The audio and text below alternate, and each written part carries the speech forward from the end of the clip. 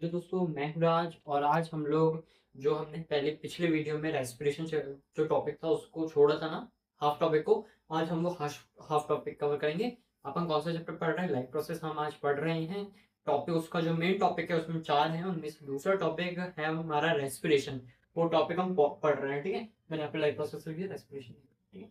अब भाई हमने फर्स्ट उसमें क्या पढ़ा? रेस्पिरेशन क्या होता है, रेस्पिरेशन के टाइप, ग्लूकोज कैसे ब्रेक डाउन होता है, ठीक है। रेस्पिरेशन की डेफिनेशन।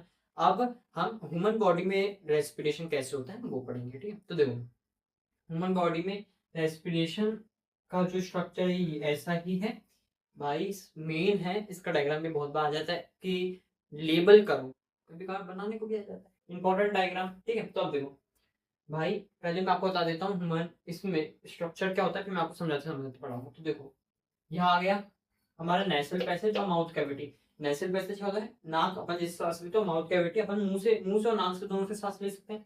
फिर वो वहां से वो जाता है क्या? फेरिंग्स में। फिर आता है हमारा फेरिंग्स, फिर आता है हमारा लेरिंग्स। लेरिंग्स क्या होता है? हमारा वॉइस बॉक्स। हमारा वॉइस बॉक्स को हम लेरिंग्स कहते हैं, ठीक है। फिर आता है ट्रैकिया।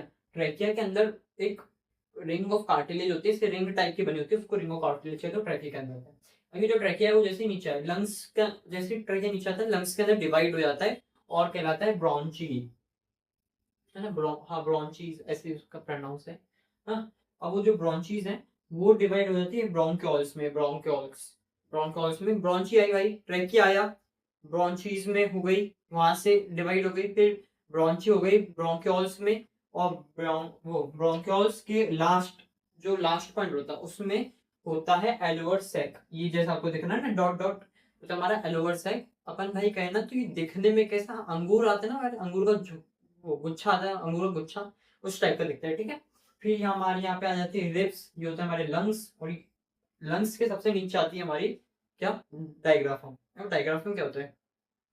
मैंने ह्यूमन कलरफुल वर्ल्ड में भी इसको बताया है। एक डार्क मस्कुलर डायग्राफम होता है, डार्क होता है, मस्कुलर होता है, ठीक है। तो भाई ये क्या काम रहता है ना इसका? जैसे हम सांस लेते हैं, और हमारे लंग्स ऐसे हैं, जैसे हम सांस ले, हमारे लंग्स ऐसे नहीं है, मतलब हम जैसे सांस लेते हैं ना तो ये जो डायग्राफम है ये मसल फ्लैट हो जाता है ऐसा।